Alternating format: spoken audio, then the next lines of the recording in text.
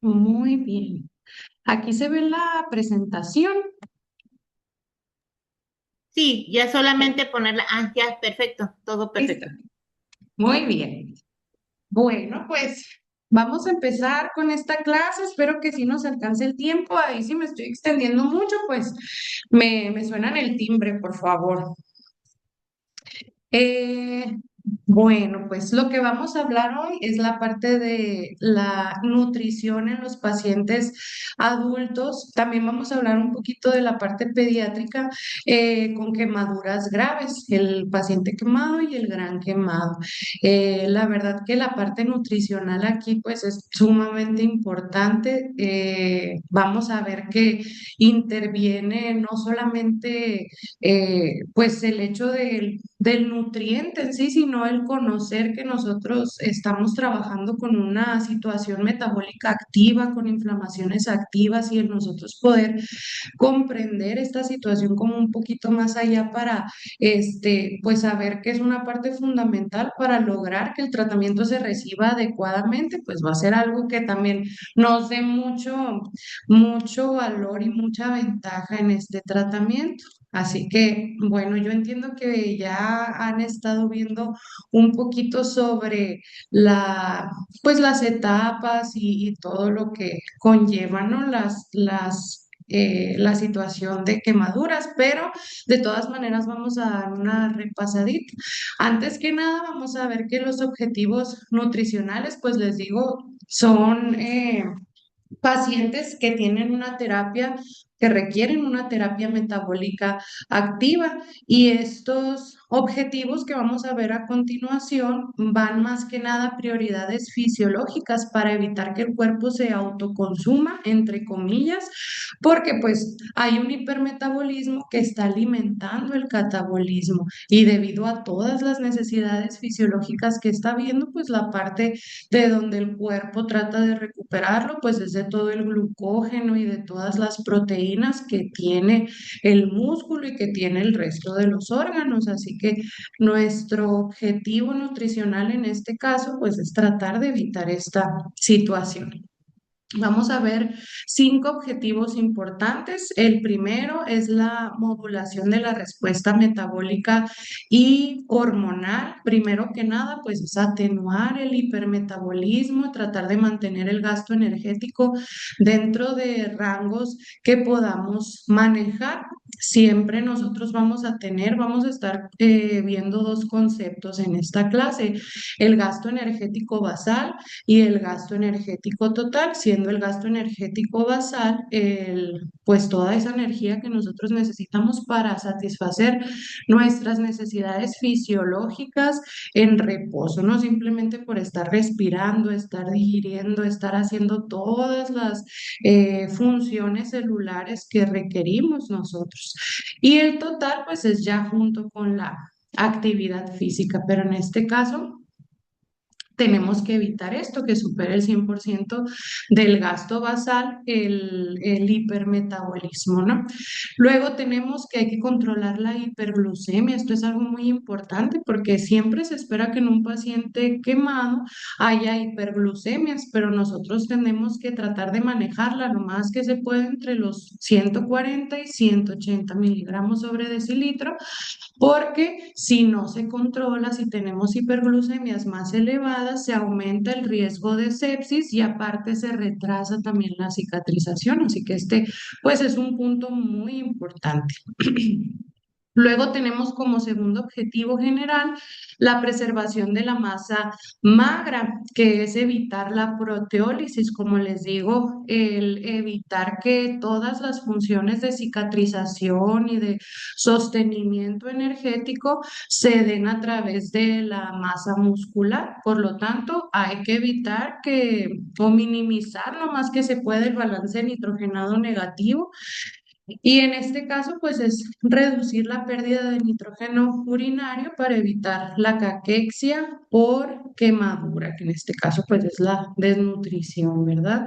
Y luego tenemos el soporte de la síntesis proteica, que aquí es donde pues nos vamos a enfocar mucho, ¿no? El de estar muy conscientes de cuáles son los nutrientes que se necesitan para nosotros satisfacer esa síntesis proteica que se requiere en esta situación de hipermetabolismo.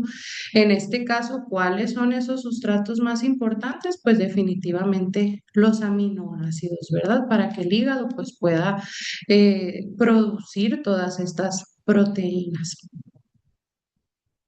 Como objetivo número 3 está el soporte de la cicatrización y la barrera cutánea. Primero es optimizar la síntesis del colágeno. El colágeno se va a sintetizar mediante aporte específico de algunas vitaminas y minerales que vamos a ver más adelante también. Y reducir el tiempo de epitelización, que esta se da gracias a las intervenciones tempranas entre las primeras 6 a 12 horas de la quemadura del incidente para poder acelerar el cierre y la cicatrización de las áreas quemadas. Luego tenemos la prevención de la translocación bacteriana y sepsis. De esta forma necesitamos mantener la integridad de la mucosa intestinal y vamos a ver cómo este tratamiento es súper importante, perdón, para poder mantener esa mucosa intestinal, que se puedan mantener bien funcionales todas las vellosidades de la mucosa y que pues promueva la absorción nutricional.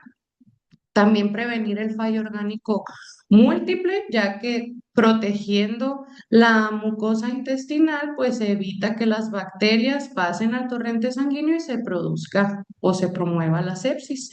Y ya por último tenemos a la inmunomodulación, que aquí se busca fortalecer la respuesta inmune precisamente de ácidos grasos del tipo omega 3 para que se pueda balancear la respuesta inflamatorio. Ahorita vamos a hablar también un poquito más sobre los omegas y que se pueda mejorar también la función de los macrófagos y los linfocitos que fungen una actividad muy importante también en la pues inmunomodulación, ¿no? Para que se pueda prevenir la sepsis. Ahora sí, ¿cuándo? Antes que nada, ¿cuándo nosotros vamos a ver que estos objetivos se están cumpliendo y estamos teniendo éxito? Pues primero, sabiendo que el paciente está manteniendo su peso con variaciones que son menores al 10% de su peso habitual. Siempre se espera que el paciente, pues como es un paciente dematizado, esté presentando variaciones a lo largo de su tratamiento, pero cuando esas variaciones ya son menores al 10% del peso habitual, ya se considera como una banderita verde. Luego, cuando la prealbúmina en sangre muestra una tendencia al alza, superando los de los 15 a los 20 miligramos sobre decilitro, cuando no se presentan signos de hilo paralítico, que es algo también que nosotros queremos evitar, o intolerancia gástrica grave, y cuando la tasa de cierre de heridas o éxito de injertos es constante, cuando estamos viendo que constantemente está habiendo una mejoría de esta cicatrización, del cierre de estas heridas y que los injertos pues no están siendo rechazados y todo el proceso pues de poner este injerto está cumpliéndose efectivamente. Ahora, si nosotros ponemos ya las fases como tal del paciente quemado, vamos a tener objetivos principales. En este caso, la fase aguda, que es la fase E, nuestro objetivo principal es la estabilidad hemodinámica. Y aquí, pues, es una parte muy importante, ¿verdad? Como lo vamos a ver más adelante, en esta fase se busca más que nada estabilizar hemodinámicamente al paciente. Generalmente esto se va a dar pues a través de los líquidos que ustedes estén ya administrando de forma intravenosa. Tenemos aquí la fórmula de Parkland, se utiliza mucho el ring lactato, así que esta reanimación con líquidos es lo más importante, no tanto en sí la nutrición, porque ahorita vamos a ver cuál es la finalidad de la nutrición en esta fase.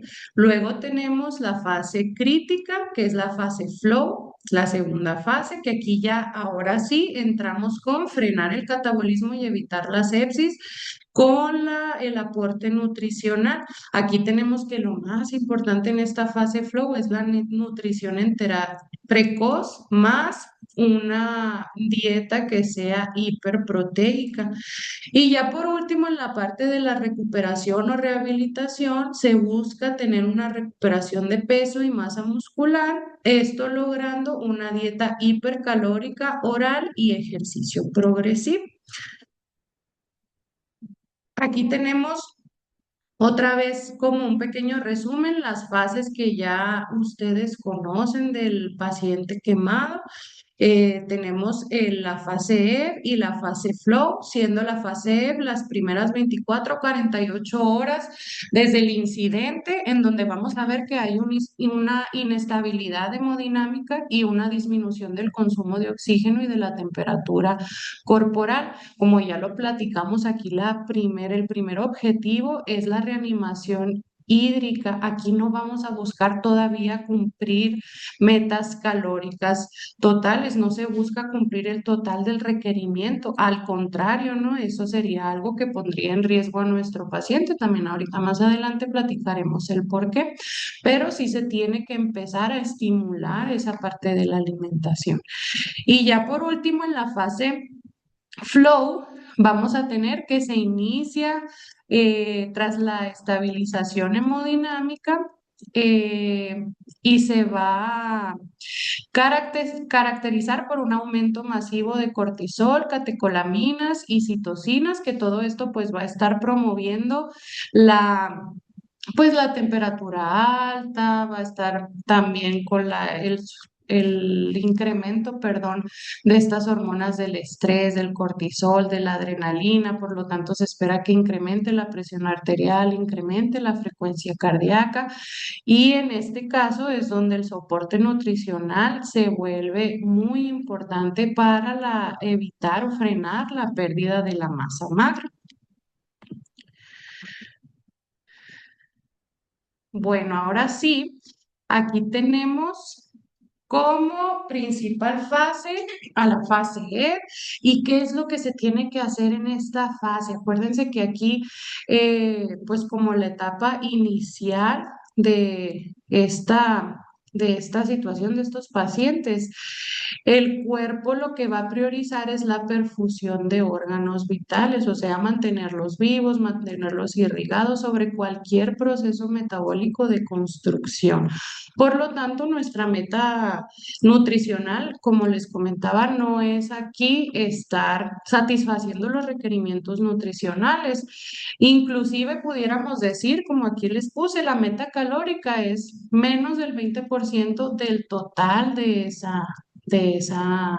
ese requerimiento nutricional. Si, por ejemplo, nosotros estamos hablando de que el paciente necesita 1000 calorías, pues entonces la meta calórica que nosotros buscamos alcanzar es por debajo de las 200 calorías. En estas primeras 48 horas, el paciente va a presentar un gasto cardíaco disminuido, una vasoconstricción periférica y esplácnica, o sea, la intestinal severa. ¿Cuáles son los riesgos de que nosotros quisiéramos abarcar mucha más cantidad del 20% de las calorías? Pues justamente tendríamos una hiperalimentación y como el paciente tiene una vasoconstricción en los intestinos, pues justamente podemos provocar una isquemia intestinal o una distensión abdominal grave.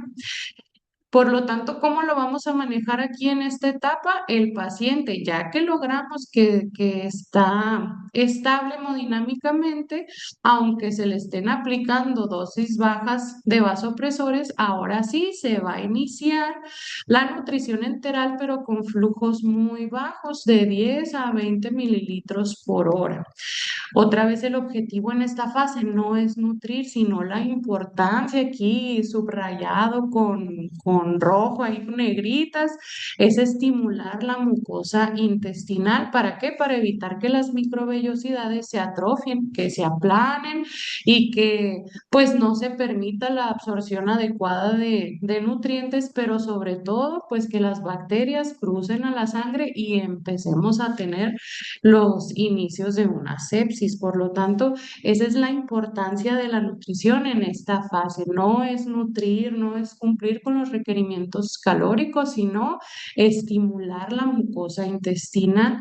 Y acuérdense que es muy importante que no lo tratemos pues de hacer más allá de lo que las guías nos dicen, ¿no? Que es más del 20%, porque aquí sí ponemos en riesgo a nuestro paciente.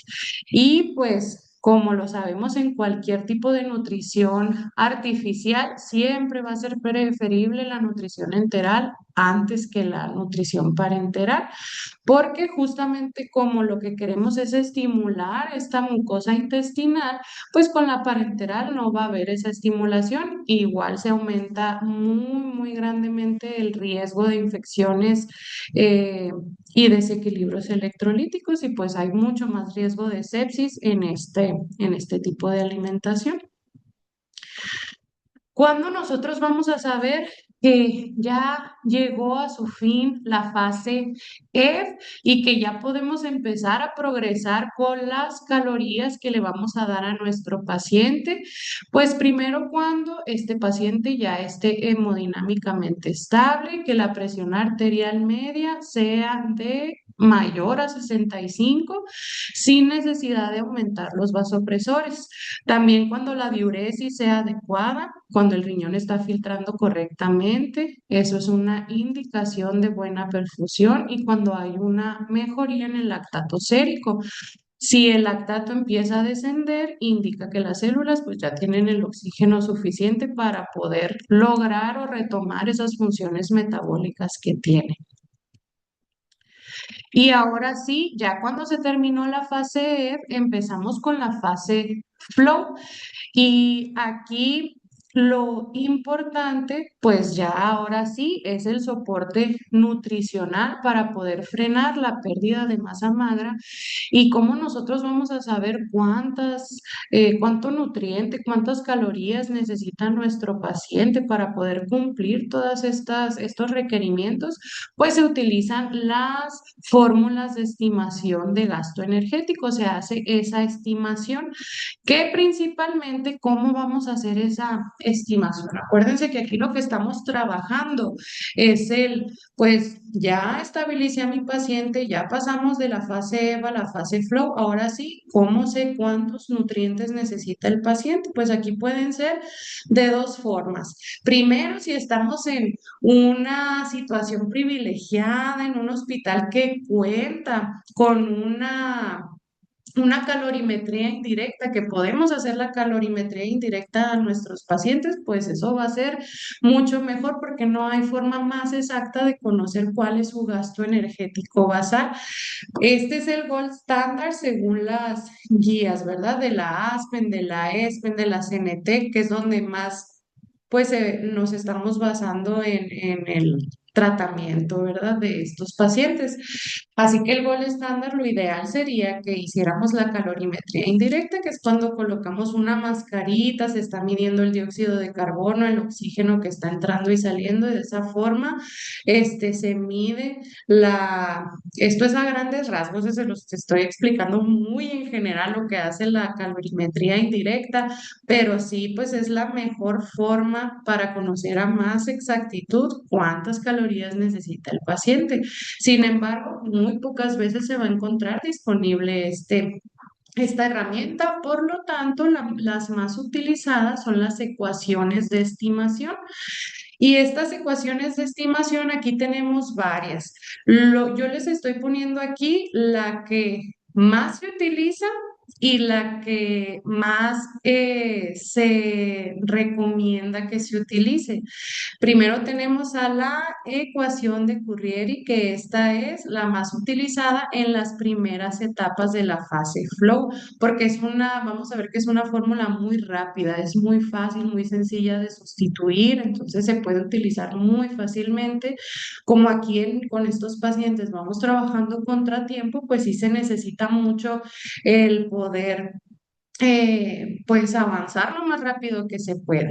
Luego ya tenemos la segunda, que es la de Harris-Benedict, que esta utiliza, aparte, es una fórmula ajustada, porque nosotros utilizamos la fórmula de Harris-Benedict para estimar las calorías totales, pero aparte tenemos que añadirle un factor de estrés dependiendo de cuál es el porcentaje de superficie corporal quemada del cuerpo.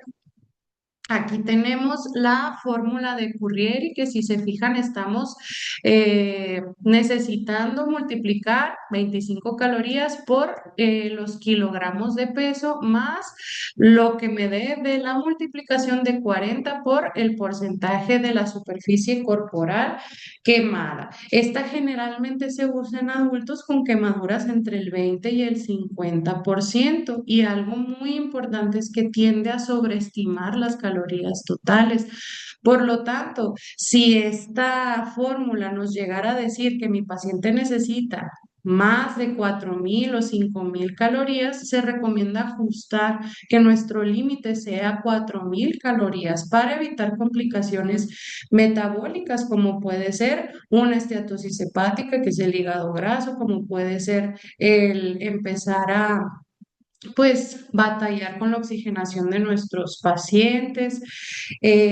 Así que ahorita vamos a ver cuál es la importancia, ¿no? de esta fórmula también, que aquí dice es la específica para trauma térmico en México, pero algo muy importante es que se utiliza solo en las primeras fases para poder iniciar el tratamiento, pero siempre es importante nosotros ajustar. Es para ganarle al tiempo, básicamente, cuando empezamos a utilizar esta fórmula, pero luego tenemos que ajustar con otra fórmula que sea pues la más adecuada para el paciente. Y aquí, ¿cómo vamos a saber cuál es el porcentaje de superficie corporal quemada? Pues con la regla de los 9, la regla de Wallace, que acuérdense que este método va a dividir el cuerpo en secciones que representan un 9% o los múltiplos del 9. Y en este caso, pues aquí tenemos todos esos porcentajes: la cabeza, el cuello, brazo derecho, el brazo izquierdo son el 9%. Aquí tenemos que el tronco, el anterior, el posterior, pues son el 18% entre ambos. Tenemos aquí la cabeza y el cuello, el 18%, la pierna derecha, y tenemos a la pierna izquierda también, que si se fijan en esta imagen, pues es un poquito más visual el cómo se dividen estos porcentajes, ¿no? Para que nos den ya sea el 9% o el 18%. Y para las áreas más pequeñas, como son las áreas reproductoras o también las áreas de la palma de la mano, tenemos aquí los dedos, pues esas abarcan un 1%. Aquí en la de Harris Benedict tenemos pues que se tiene que utilizar esa fórmula de Harris Benedict, la original, que ahorita la vamos a ver también. ¿Cuál es esa fórmula? Esa fórmula siempre se multiplica por un factor de actividad, que en este caso vamos a tener un paciente en reposo, pero lo más importante es poder multiplicar por el factor de estrés. Y aquí tenemos esta tablita que nos dice cuál es ese factor de estrés por el que tenemos que multiplicar, ¿no? También depende de cuál es el porcentaje de superficie corporal quemada, pues va a ser el puntaje que le corresponda a este parámetro. Y algo bien importante también es que tanto en esta fórmula de Harris Benedict como en la anterior que vimos, siempre vamos a utilizar el peso del paciente, pero no hay que cometer el error de utilizar el peso actual, porque acuérdense que estamos hablando de un paciente que está edematizado, por lo tanto tenemos que utilizar el peso seco, o sea, el peso que el paciente tenía antes de la quemadura. Eh, y pues básicamente eso sería lo que tenemos que hacer con la Harris-Benedict. Tenemos otra también que es la ecuación de Penn State, que esta utiliza la ecuación de Mifflin, pero también tiene ahí unos ajustes. Eh, pero esta, la ecuación de Penn State, se utiliza ya para pacientes que estén requiriendo ventilación mecánica. Miren, aquí tenemos las principales fórmulas de estimación. Ahora sí, el resumen, ¿no? Primero que nada, si nosotros pudiéramos elegir cualquiera de estas para aquellos que tengamos en consulta externo que se encuentren en piso, estén estables, pues aquí vamos a utilizar y es la que más se utiliza, la de Harris Benedict, más el factor de estrés que lo estábamos viendo ahorita, dependiendo del porcentaje de superficie corporal quemada. Eh, es muy fácil de utilizar, de calcular y permite ajustes rápidos. Luego tenemos la ecuación de Penn State, que está de aquí. Se va a considerar el esfuerzo respiratorio y la fiebre, por lo tanto, es la que se aplica con pacientes que estén en cuidados intensivos, que esté ventilado, no con ventilación mecánica.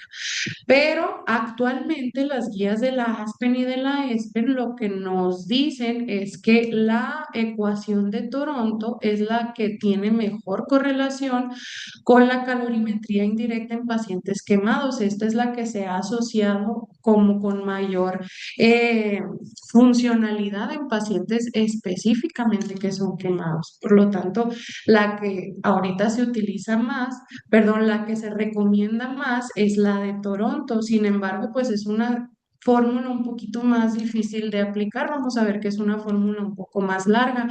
Por eso la que se utiliza o se recomienda utilizar, pues es la de Harris Benedict por su facilidad más que nada. Acuérdense que tenemos la fórmula de Currier y que esta es una fórmula directa, no te pide ya que multipliques por un factor de estrés o que multipliques por la temperatura, por la oxigenación, es directa, pero justamente por eso tiende a la sobreestimación. Por lo tanto, ¿cuándo se va a usar esta fórmula? Solamente cuando vamos a calcular de forma rápida las calorías totales para iniciar el tratamiento, pero luego definitivamente tenemos que ajustar con alguna de estas tres. Miren, aquí les puse las fórmulas, que si se fijan, aquí tenemos la de Harris Benedict, que es para hombres y mujeres. Aquí equivale el gasto energético basal. Aquí solamente utiliza el peso, la talla y la edad. Aquí tenemos la de Penn State, que utiliza también, dependiendo si es hombre o mujer, el peso, la talla, la edad. Perdón, esta es la de Mifflin, pero aquí tenemos la de Mifflin que se utiliza el gasto energético basal, o sea, cualquiera de estas de aquí, y dependiendo ese resultado ya se va a multiplicar por la ventilación por minuto, aquí se utiliza, y también tenemos la temperatura máxima del paciente. Como les digo, la de Penn State es la ecuación de Mifflin, que son estas dos, pero se ajusta de forma que se multiplica por todos estos parámetros, incluyendo la ventilación por minuto y la temperatura máxima. Y luego aquí tenemos pues la ecuación de Toronto, que esta es la más precisa para adultos quemados. Si se tiene el tiempo y la disponibilidad, perfecto, esta es la que habría que utilizar.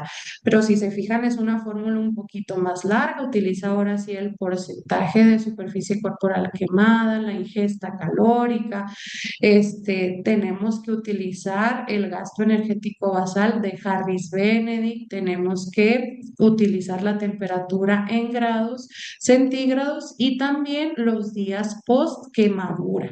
Así que lo más complicado que pudiéramos tener en esta fórmula, pues es la ingesta calórica y que aparte incluye estas de acá arriba, que es las de Harris Benedict. Como les digo, pues es una fórmula un poquito más laboriosa. Pero si se puede hacer, esta sería la ideal, es la que más se recomienda en las guías actuales. Sin embargo, si no se tiene la disponibilidad, si no se puede hacer este cálculo para el paciente, pues la que tendríamos que utilizar es la de Harris Benedict o si es un paciente en cuidados intensivos, la de Penn State. ¿Hasta aquí todo está claro? ¿Tienen alguna pregunta?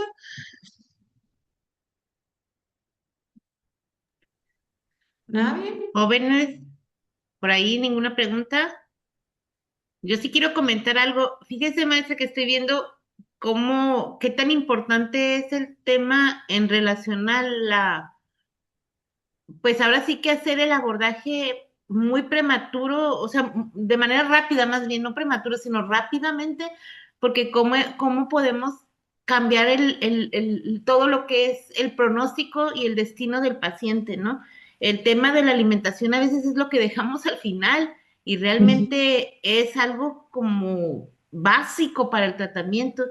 Estoy viendo, o sea, aquí el tema en lo que es la parte del paciente hospitalizado, que gran parte de lo que estamos viendo ahorita, sin embargo, aunque a veces ahorita en lo que nosotros estamos revisando, estamos como enfocados en un paciente ambulatorio, pero realmente habemos quienes trabajan en un hospital y les van a llamar para clínica de heridas para que vayan a ver a los pacientes. Entonces, saber esta parte contribuye a un pronóstico muy diferente para el paciente. Estoy encantada, estoy fascinada con su plática. Muchas gracias. Muchas gracias, maestra, de verdad. A mí también me encanta este tema. Como dice usted, muchas veces en general con la mayoría de las enfermedades nosotros nos enfocamos mucho, pues como personal de la salud, al tratamiento farmacológico, al tratamiento que pues es más de pastillas, ¿verdad? O de algunas otras terapias, pero sí la alimentación siempre la venimos dejando en segundo plano. Aquí en el paciente quemado vemos cómo es fundamental esta alimentación y como usted lo dijo, no, si es una alimentación rápida, sí se considera precoz, o sea, es muy, muy rápida, tiene que ser esta atención para que se pueda, pues evolucionar de forma adecuada el paciente. Qué bueno que lo menciona.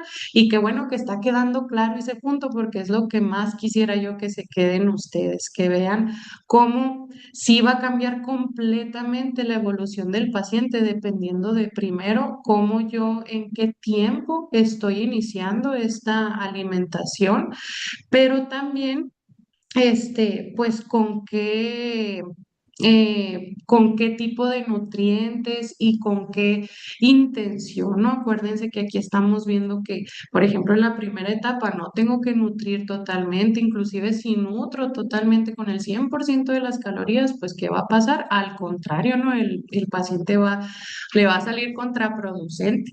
Por lo tanto, sí tiene todas estas, sí tiene su ciencia, ¿no? Vamos a decir aquí la alimentación. Qué bueno que se estén quedando con eso, me da mucho gusto. Y vamos a ver si ahorita ustedes se están preparando más para el paciente ambulatorio. Siempre las recomendaciones nutricionales pues van a ser las mismas, ¿no? Los mismos nutrientes. Muy bien, bueno, entonces si ya no hay más comentarios y más preguntas, voy a continuar. Acuérdense que para nosotros poder calcular el gasto energético del paciente necesitamos siempre conocer su peso, pero no el peso actual porque tiene edema, sino es el peso seco. ¿Y cómo yo voy a conocer el peso seco del paciente? Aquí podemos utilizar cuatro cosas. La primerita es una entrevista clínica. Preguntarle al paciente si está consciente, cuál es el peso habitual que él está teniendo o si hay familiares presentes, pues que nos puedan orientar en cuál era su peso antes de la quemadura. El número dos, si no está consciente el paciente y si no hay familiares, que podamos consultar sus expedientes o sus identificaciones. Si tenemos nuestra base de datos, estamos trabajando en IMSS, en la Secretaría de Salud, pues que podamos podemos verificar cuál es el peso que tenemos ahí registrado de nuestro paciente o en su defecto poder ver la licencia de conducir del paciente o su cartilla de salud. Si esto tampoco es una opción, ahora sí se utilizan también fórmulas de estimación y en estas fórmulas se utiliza el peso actual menos el balance hídrico acumulado entre 1000, donde el balance hídrico es la suma de todos los líquidos que están ingresando menos los que están egresando a través de la orina, de los exudados y de todos pues los líquidos que van a estar saliendo, ¿verdad? Egresando desde que ingresó al hospital. Si esta fórmula pues no se puede utilizar, ahora sí se usa el peso ideal según la estatura del paciente, aunque este ya sería el último recurso que se puede utilizar, ¿no? Siempre esto va en orden, ¿no? Primero tiene que ser esta, si esta no se puede, se pasa con la consulta de expedientes o identificación, si esta no se puede, se pasa con la tercera, y si la tercera no se puede, pues ya tenemos ahora sí la número 4, que esa sería nuestro último recurso. Aquí tenemos cómo lo vamos a manejar en pacientes pediátricos, perdón. Primero tenemos que la regla de los 9, la regla de Wallace, siempre nos va a dar una sobrehidratación o deshidratación grave porque pues los porcentajes para empezar, las partes de los niños no son iguales a las de un adulto, ¿no? Ellos también proporcionalmente tienen un cráneo más grande, por lo tanto hay algunos ajustes que se han hecho. Aquí tenemos la tabla del Browder, que esta se ajusta el porcentaje de superficie según la edad del niño y lo vamos a tener desde los 0 al 1 año, 5 años, 10 años. Y aquí tenemos que la fórmula de Currieri también tiene un ajuste dependiendo de ese porcentaje de superficie corporal quemada.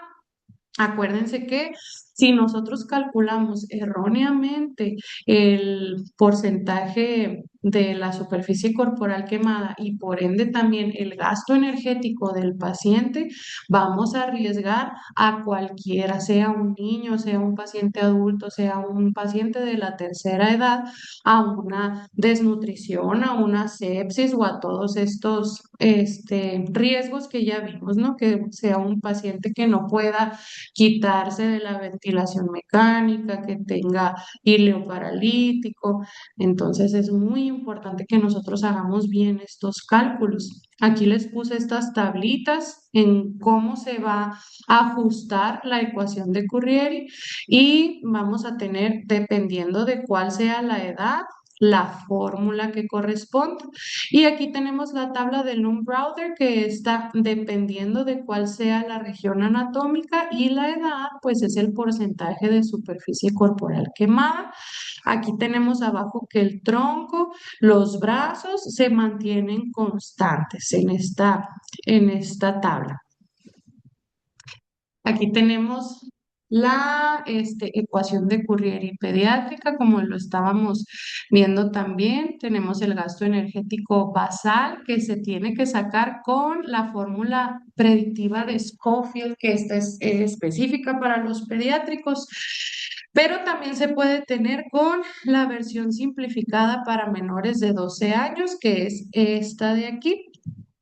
Y ya por último, aquí tenemos que el niño de 1 año, en el niño de 1 año, la hipoglucemia va a ser un riesgo que puede estar muy presente porque pues ellos tienen reservas de glucógeno muy diferentes a las de un adulto, tienen pues mucha menos reserva en el hígado, mucha menos reserva en el músculo. Para empezar, la masa muscular pues todavía es muy poquita, así que por eso mismo, porque las reservas de glucógeno son muy limitadas, pues tiene que ajustarse para que no vaya a haber estas hipoglucemias, porque es un riesgo que puede estar muy presente. Y como parte de este manejo nutricional, pues siempre es vital asegurar que los líquidos intravenosos de reanimación contengan glucosa del 5 al 10% y se hace como la mención específica porque a veces en adultos no siempre va a ser la prioridad inicial. Y ya por último tenemos cómo se maneja en los pacientes geriátricos, que aquí los pacientes geriátricos también tienen que tener su ajuste.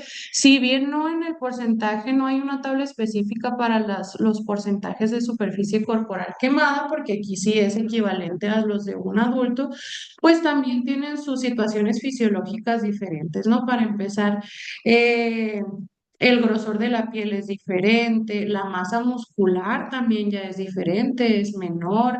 En los riñones ya se espera que tengan una baja en su filtración, por lo tanto, todas estas situaciones fisiológicas van a hacer que el paciente geriátrico también tenga sus necesidades especiales.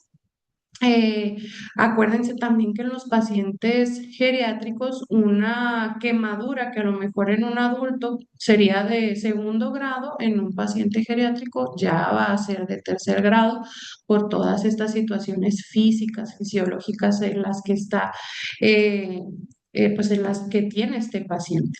Luego tenemos que la ecuación recomendada para estos pacientes es la de Harris-Benedict con un factor de estrés moderado del 1.2 al 1.4 o más idealmente nosotros lo podemos calcular de 20 a 25 calorías por kilogramo. Acuérdense que este peso pues tiene que ser el peso seco y siempre es mejor ir avanzando de poquito a poquito según la tolerancia del paciente. Siempre está revisando cómo está su oxigenación, cómo está su glucosa, cómo está su función hepática, renal, para saber cómo podemos ir avanzando. ¿Cuáles son los principales riesgos en un paciente geriátrico? Como les digo, la capacidad renal de estos pacientes pues es menor, por lo tanto se tiene que monitorear toda su función renal, urea, creatinina, ácido úrico y aquí sí no sobrepasar de los 2 gramos por kilogramo de proteína para esa alimentación. Su función cardíaca también tiene aquí una situación que los pone en riesgo de edema agudo de pulmón durante la reanimación hídrica. Se tiene que estar vigilando bien los electrolitos y generalmente son pacientes que tienen deficiencia de masa muscular, si no es que ya están en un grado de sarcopenia. Por lo tanto, se recomienda esta suplementación con este compuesto que se llama HMB, que ahorita más adelante también lo vamos a ver, que es el compuesto que se llama beta hidroxibeta metilbutirato para frenar la degradación muscular. Como les digo, ¿cuáles son los riesgos de que nosotros no calculemos bien cuáles son las calorías que necesita, cuántas calorías necesita mi paciente? Primero, si yo lo subestimo, o sea, le doy menos de lo que necesita, el paciente corre el riesgo de padecer una desnutrición y nosotros sabemos que una desnutrición ya de por sí pues va a poner en riesgo al paciente de que una infección no la pueda sobrellevar tan fácilmente. Va a haber pérdida de injertos, va a haber falla respiratoria, muerte por sepsis también es otro de los riesgos. Si yo sobreestimo sus necesidades calóricas, puedo hacer que tenga una hiperglucemia sostenida. Eso va a hacer que haya dificultad para la cicatrización, el cierre de las heridas, que haya un síndrome de realimentación, que haya dificultad para retirar la ventilación, que haya hígado graso también. Por lo tanto, esto nos lleva a que tengamos un hilo paralítico, así que de aquí la importancia que nosotros sepamos muy bien cómo utilizar estas fórmulas, cuándo utilizarlas y pues que sepamos que la vigilancia de cerca del paciente siempre es muy importante porque aquí es como mucho eh, pues estar a prueba y error, ¿no? Pero siempre de forma muy conjunta con el paciente, viendo sus electrolitos, estarlo observando físicamente para saber si se tiene que hacer un ajuste y estos ajustes se tienen que hacer rápidos. Así que de aquí la importancia de la estimación calórica, que es en lo que más me detengo, porque pues si se fijan, es muy, muy importante. Ahora sí, vamos con las recomendaciones de macronutrientes. También para estas recomendaciones vamos a utilizar el peso seco. Aquí les puse para el cálculo de la energía, que acuérdense que ya sabemos que vamos a utilizar de inicio la de Currieri, pero luego se ajusta ya sea con Harris Benedict, con la de Penn State o con la de Toronto, dependiendo cuál sea la que mi paciente necesita. Aquí tenemos la cantidad de proteína, de carbohidratos y lípidos, que son los tres macronutrientes, siendo de proteína, pues una dieta muy alta en proteína, 1,5 a 2,5 gramos por kilogramo al día. Lo normal que nosotros manejamos en un paciente es de 0,8 gramos a 1 gramo por kilogramo de peso. Si ya estamos hablando de un, a lo mejor, paciente de la tercera edad, normal es de 1 hasta 1,2 o 1,5 gramos por kilogramo de peso, pero si se fijan aquí nos estamos yendo mucho más del doble de lo normal, es 1,5 a 2,5 gramos por kilogramo al día. Acuérdense que la proteína está formada de aminoácidos y los aminoácidos son los principales. Pues los principales que van a formar el tejido y que me van a ayudar a la cicatrización.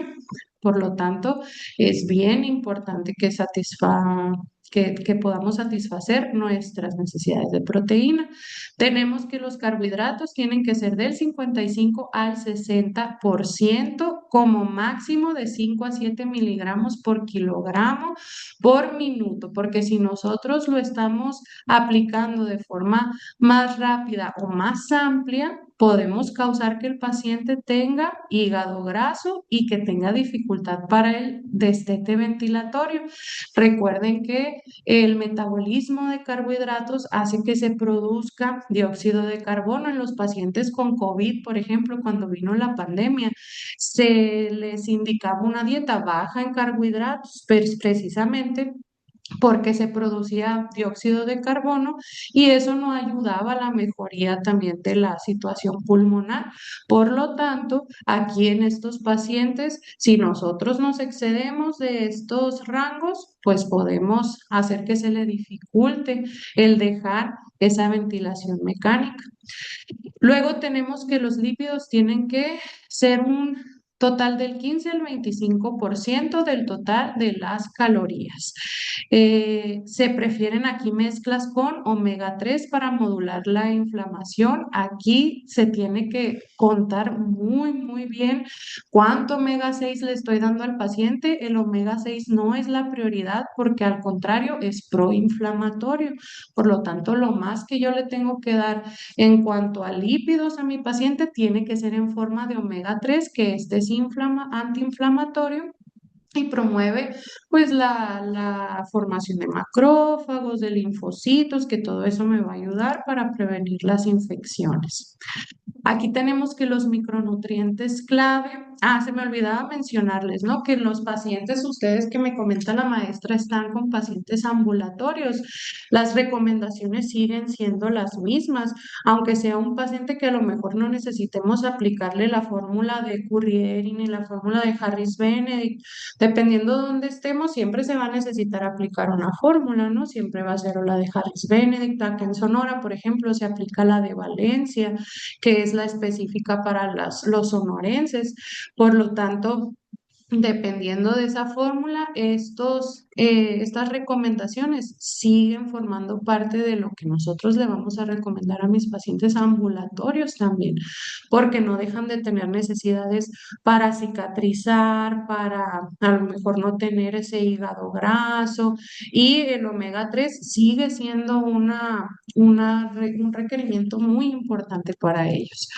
¿Cuáles son los micronutrientes clave que voy a tener yo en estos pacientes? La vitamina C, porque es el cofactor principal para estabilizar el colágeno y ayudar a que se entrelacen estas fibras. Acuérdense que todas las fibras de colágeno están formadas por microfibras, así que para yo promover que se formen bien esas fibras y que estén estables, pues se necesita la vitamina C.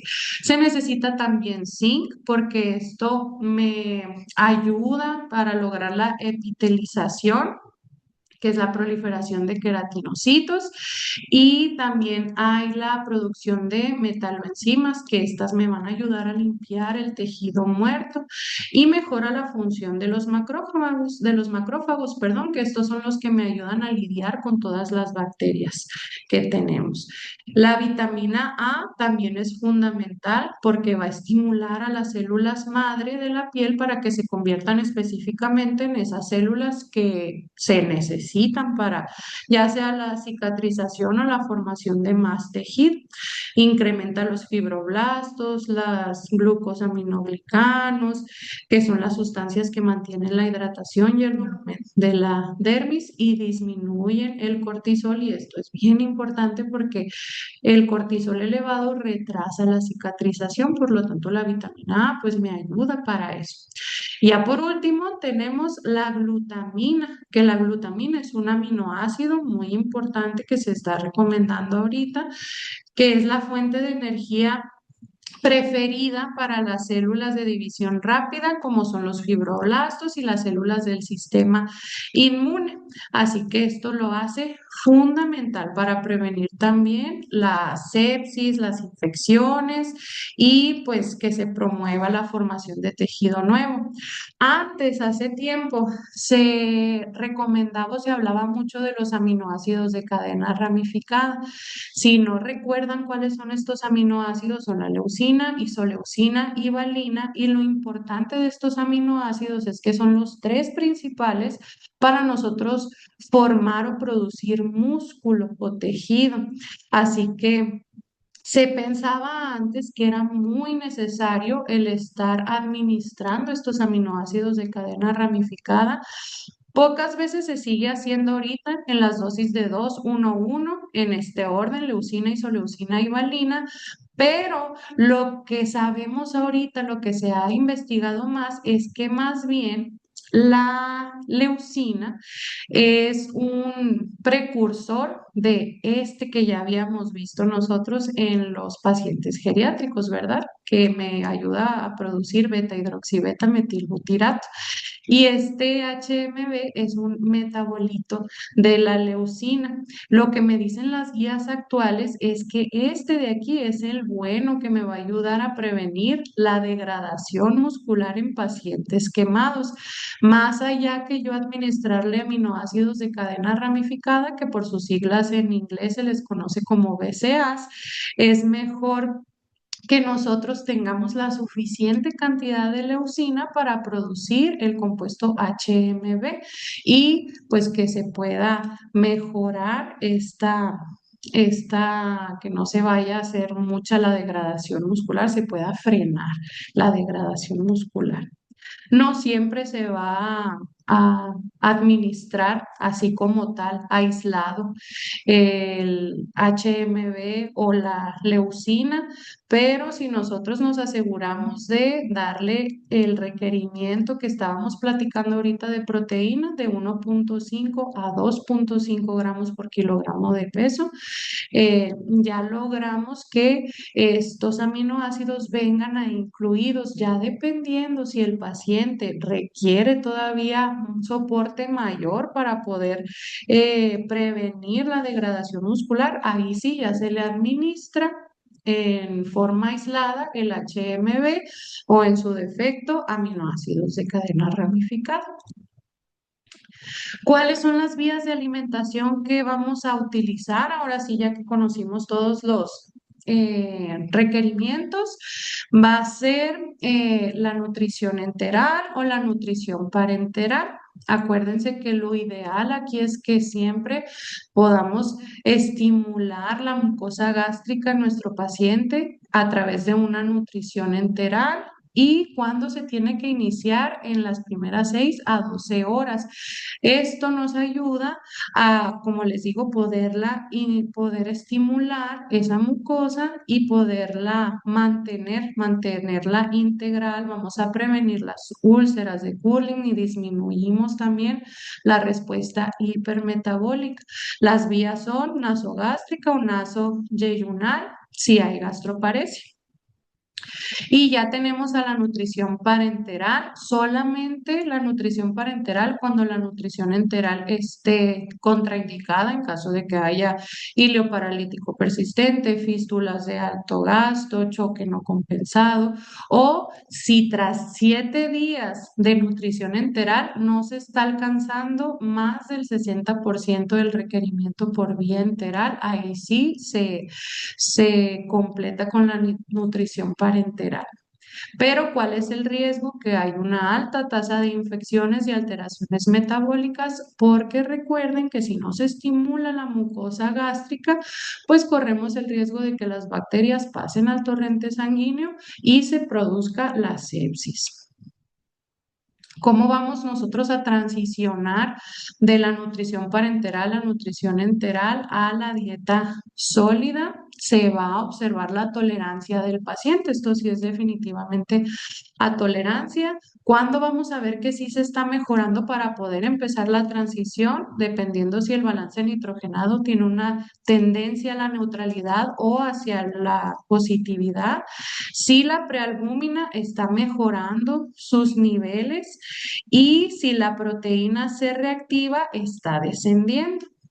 Pero cuando vamos a ver que no estamos pudiendo transicionar, que no se están logrando esos objetivos, si hay una hiperglucemia persistente que sea mayor a 180 miligramos sobre decilitro, si los triglicéridos están mostrando una elevación marcada, sobre todo se da en la nutrición parenteral, y si la urea o la creatinina tienen una elevación persistente, porque aquí esta puede ser de dos cosas, que esté habiendo una falla renal o que esté habiendo todavía mucho hipercatabolismo proteico, o sea que se siga degradando la masa muscular. ¿Y cómo se va a dar esta transición de nutrición parenteral a nutrición enteral? Se inicia con flujos, de nutrición enteral bajos de 10 a 20 mililitros por hora, siempre en conjunto con la nutrición parenteral. Y una vez que la nutrición enteral cubra el 75% de los requerimientos, ahora sí se retira por completo la nutrición parenteral. Si mi paciente no necesitó nutrición parenteral, o si ya es un paciente que transicionó de parenteral a enteral, cuando yo voy aquí me equivoqué, era de nutrición enteral a sólida. Cuando ya voy a saber que puedo transicionar, primero se inicia con una dieta líquida y blanda. Vamos a evaluar cuál es la deglución de nuestro paciente, si puede deglutir sólidos, si puede deglutir líquidos, papillas, y dependiendo de eso se va avanzando gradualmente hasta que el consumo oral sea mayor al 60% de la meta, y ahí sí se retira la sonda para que el paciente pueda cumplir con el 100% de su requerimiento total.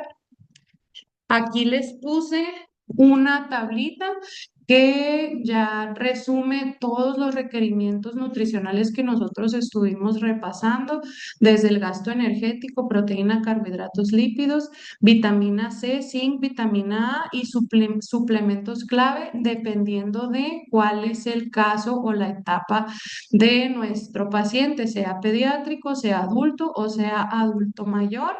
Fíjense cómo en pediátrico y adulto nuestros suplementos claves son la glutamina y en el caso del adulto también la arginina, pero en el adulto mayor necesita siempre un soporte un poquito más elevado de los aminoácidos estos de cadena ramificada, y aquí ya de forma aislada se le provee del HMB y de la vitamina D para evitar la sarcopenia o la progresión de la sarcopenia y proteger la salud ósea del paciente. Y por el resto de los micronutrientes, ya el resto de las vitaminas y de los minerales, si estamos hablando de un paciente que tiene quemaduras menos del 10 al 15% de la superficie corporal quemada, se utilizan las dosis normales que están recomendados por la OMS, pero si hay quemaduras arriba del 20% de la superficie corporal quemada, ya se requieren dosis terapéuticas específicas.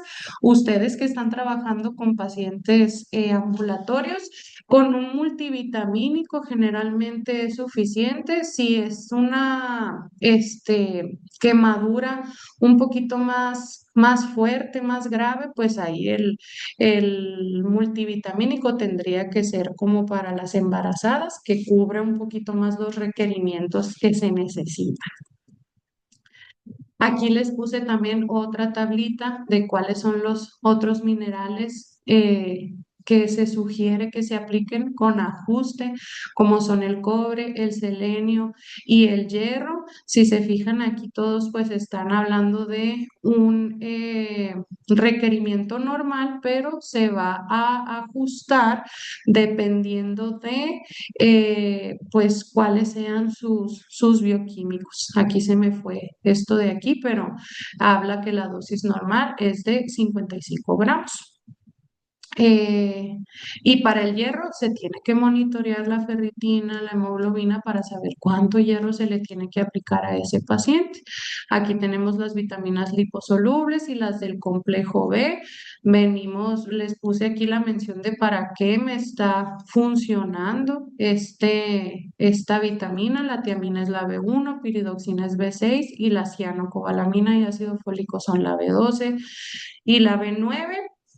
Y todas estas pues siempre nos sirven para algo muy importante, por lo tanto siempre tenemos que tenerlas presentes, ya sea en un suplemento oral o en un suplemento para la nutrición enteral de forma líquida. A veces se dan en polvo, a veces se dan en fórmula también, pero siempre tienen que estar presentes porque no dejan de ser importantes, aunque no sean lo que mayormente se necesite o se requiera. Siempre tienen que estar presentes porque alguna función importante para evitar todo lo que ya hemos platicado que se necesita.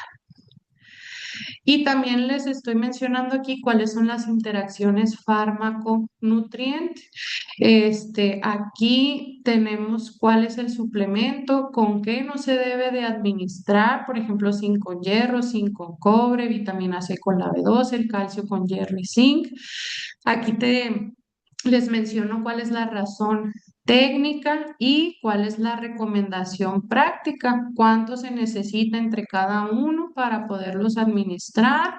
eh, y pues básicamente si también es en la mañana o en la noche, son poquitas las menciones, no hay tantas interacciones, pero siempre es importante tenerlas en cuenta porque si se fijan, pues son menciones de minerales que sí son muy específicos para estos pacientes. Y bueno, ya por último, aquí les puse cuáles son las bibliografías en las que está basada esta clase para que si ustedes quieren conocer un poquito más con amplitud sobre este tema, pues puedan leer estas guías que se las recomiendo muchísimo. Son las guías aquí en México del CNT, las que se utilizan, pero las del CNT que están basadas en las recomendaciones de la ESPEN y de la ASPEN y también de ISBI, que es la sociedad, perdón, internacional específica para lesiones por quemadura. Y tenemos aquí también algunos libros y algunos artículos que se estuvieron utilizando.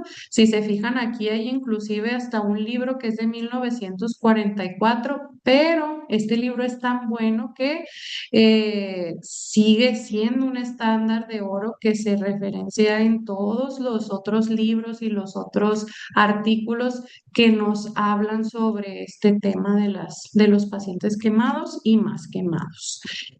Y disculpen que terminara tan rápido, ya sé que la clase duró 1 hora, por eso me fui un poquito rápido al final, pero pues las tablitas son para que ustedes las tengan, para que las puedan leer a cuando ustedes quieran, cuando ustedes gusten. Yo esta diapositivas se las voy a pasar a la maestra Miriam para que pues ella también se las haga llegar a ustedes. Y ahora sí, no sé si alguien tiene alguna pregunta. Chicos, aprovechen ahorita que la licenciada está aquí con nosotros. es importante que participen, y aparte de la participación, más que nada es que aclaren las dudas, porque realmente esto es una entidad que pocas veces tenemos la oportunidad de explorar, y la realidad es que voy a compartirles algo así súper rápido. Hace poquito tuve una paciente, de hecho todavía la estamos viendo, y esa paciente estuvo en terapia intensiva. 3 veces le llevaron al sacerdote porque les dijeron que no tenía posibilidades. La señora salió adelante. Yo la empecé a ver como el 6 de enero, 7 por ahí, y el avance de la lesión no era una quemadura, pero el avance de la lesión con todo el tratamiento nutricio, la verdad, evolucionó de una forma sorprendente, rapidísimo, y contra todos los pronósticos, la señora ahorita está muy bien. Ya anda caminando. De hecho, uno de los días que fui hasta me sacó un susto que andaba ya cocinando ya ahí sus alimentos, y con su herida era una lesión por presión en sacro, increíblemente bien. O sea, yo estoy increíblemente sorprendida de esta parte, pero realmente para mí fue el hecho de que tuvo un abordaje nutricio adecuado. Cuando yo escuchaba lo que le estaban dando, decía, ay, es demasiado. Pero ya al ver la parte esta, cómo ha impactado en la cicatrización y en la evolución de la herida, es increíble lo rápido que el paciente avanza. Por aquí tenemos a Laura. A ver, Laura, adelante, el micrófono es tuyo. Pues mm, estoy muy satisfecha con toda la información que recibimos el día de hoy. Es muy vasta y pues va a ser de gran utilidad para el futuro, para el cuidado del paciente quemado. Pero en la actualidad hemos visto que hay medicamentos que provocan sarcopenia en el paciente adulto diabético. Y me surgió la duda, si también al paciente diabético con sarcopenia se le puede proporcionar el HMB para disminuir esta sarcopenia. Sí, claro, es muy importante. Como les digo, todo esto es información para pacientes en general, pero nosotros tenemos que ser eh, pues muy comprometidos de nuestro ojo clínico. Y si nosotros estamos viendo que mi paciente es un adulto joven, pero tiene diabetes, generalmente a los pacientes con diabetes se les va a recomendar ya sea un poquito más de proteína. Yo lo que haría principalmente es elegir un punto de proteína mayor. Por ejemplo, no darle 1,5 gramos por kilogramo de peso a un paciente diabético que tiene sarcopenia, sino irme hasta el 2,5, y ya de ahí ver cómo se progresa con la situación antes de darle la suplementación de HMB. Siempre primero se busca satisfacer los requerimientos de proteína, carbohidratos, lípidos, la glutamina, y ya dependiendo, a lo mejor en los primeros días, la primera semana, viendo cómo avanza mi paciente, ya se considera a poderle administrar el HMB. ¿Tiene riesgos el consumir HMB en exceso? Para estos pacientes, lo que pudiéramos nosotros ponerlos en riesgo sería si ya estamos viendo que hay una elevación de creatinina, de urea, por algún tipo de falla renal, pues el HMB aportaría a esta progresión. Por lo tanto, por eso la importancia, ¿no?, de que nosotros estemos checando bien esos datos clínicos y saber de dónde viene, si viene de un hipercatabolismo, si viene de una falla renal. Pero si no hay una falla renal, no va a tener ningún riesgo. Muchísimas gracias. Estoy bien contenta con toda la información del día de hoy. Gracias. Muchas gracias a usted. gracias por sus participaciones. Justamente como dice la maestra Miriam, a mí también me gusta mucho ver a mis pacientes, ¿no? Que a lo mejor ustedes lo ven con pacientes con heridas y cómo evolucionan en su cicatrización, en su curación. Yo lo veo con mis pacientes renales también, que hacen sus tratamientos durante muchos meses, años incluso, sin ver una mejoría hasta que no aplican sus medidas nutricionales y se ven recuperaciones impresionantes, así como dice la maestra Miriam, ¿no? Que se pegó un susto ahí con su paciente que ya andaba cocinando, es que se vuelven tan independientes que hasta es sorprendente. Por eso sí yo les invito a que pues a que vean y se den la oportunidad y le den a la nutrición también una oportunidad de ver que tiene tantísimo que ofrecer para la recuperación de estos pacientes específicamente, pero en general de todos, se ven todos los pacientes, inclusive en personas que tienen situaciones hormonales, personas que llegan muy cansados a su casa, personas que tienen el mal del puerco, como le conocemos, ¿verdad? Que todo eso son señales de nuestro cuerpo que nos hablan de deficiencias nutricionales.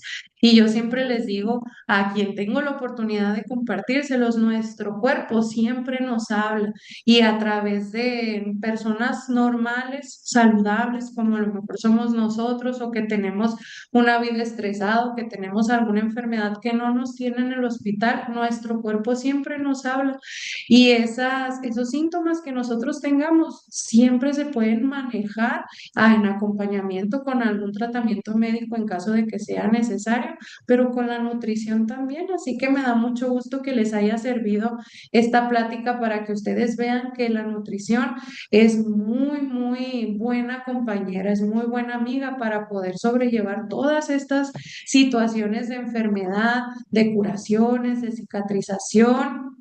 Si ustedes tienen pues pacientes ambulatorios, acuérdense que la suplementación siempre va a ser nuestro amigo, pero antes de considerar cualquier suplemento, siempre una alimentación que sea completa. Más allá de cualquier suplemento que nosotros podamos recomendar a nuestros pacientes en cualquier forma, va a ser siempre lo ideal una alimentación completa, que yo sepa que estoy comiendo mi pollito, las porciones que necesito, mis carbohidratos, mi fibra, mis frutas, mis verduras, porque de ahí viene el zinc, la vitamina A, la vitamina C. Así que de ahí la importancia de tener una alimentación que sea completa, variada y ajustada para las necesidades de cada paciente. Así que pues muchas gracias por su atención. De verdad estoy muy contenta de que les haya gustado mucho esta plática. ¿Tienen alguna otra pregunta en que les pueda apoyar? Pues aquí, maestra, muchas felicitaciones. Todos comentan que muy interesante su información. La verdad, la presentación se me hizo hermosa, está muy bonita.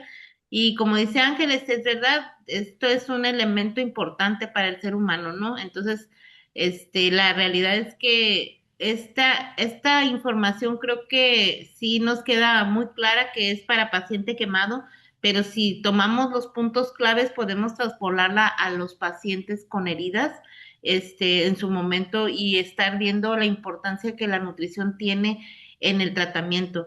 Yo lo veo con un enfoque, se los trato de hacer ver a mis pacientes como es más importante a veces la alimentación, la nutrición, que ni siquiera a veces los medicamentos porque los tratamientos también tienen un aspecto adverso, ¿no? O sea, te estás metiendo tantas pastillas o tantos, no sé, medicamentos y eso a la vez tiene un efecto en tu cuerpo. En cambio, si tú tienes una alimentación sana, puedes controlar tus niveles de glucosa, puedes hacer que tu herida vaya avanzando de una manera diferente. Entonces, creo que esto es una clave muy importante y no puede ser visto como algo complementario, sino como es un pilar. La realidad es que esto es un pilar en el tratamiento de cualquier tipo de patología y pues en lo que nos compete en el tratamiento de heridas es parte fundamental de la recuperación del paciente, ¿verdad? Así. Agradecerle, licenciada, porque la realidad es que estuvo muy bonita su presentación, su plática.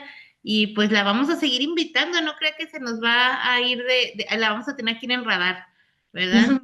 Gracias. Yo encantada de compartirles con ustedes y pues a un grupo tan bonito, ¿verdad? Que aquí me está motivando a ya darles muchas más clases. Aquí estoy viendo que me están poniendo Laura, Arturo, Liliana, Rosa, Lorena, María de los Ángeles, Élfida. Gracias ahí por estar comentando. Y pues de verdad, maestra, yo aquí voy a estar a su disposición. Cualquier otra cosa con las que los pueda apoyar. Eh, Mándenme mensaje, les voy a dejar mis contactos con la maestra Miriam también para que los tengan ahí y si necesitan algo, si tienen alguna otra pregunta en las que los pueda apoyar en la intervención hacia sus pacientes, con todo gusto, ahí estoy para servirles. Muchísimas gracias, licenciada. Estaremos entonces en contacto. Gracias a usted. Gracias. Muy bonito. Gracias a todos, chicos. Entonces terminamos el día de hoy. Le mandaron muchos corazoncitos y muchos aplausos aquí en el chat también. Entonces, pues ya el día de hoy dejamos esta clase como por terminado y pues nos vemos la próxima, el día 11, chicos. Hasta el 11 tenemos clase. Bueno, entonces, pues que tengan todos excelente día y muchas gracias nuevamente, licenciada. Nos vemos pronto, si Dios quiere. Gracias, gracias a Hasta ustedes. luego. Bendecido día. Cuídense y bonitas vacaciones. Bye bye. Igualmente, bye.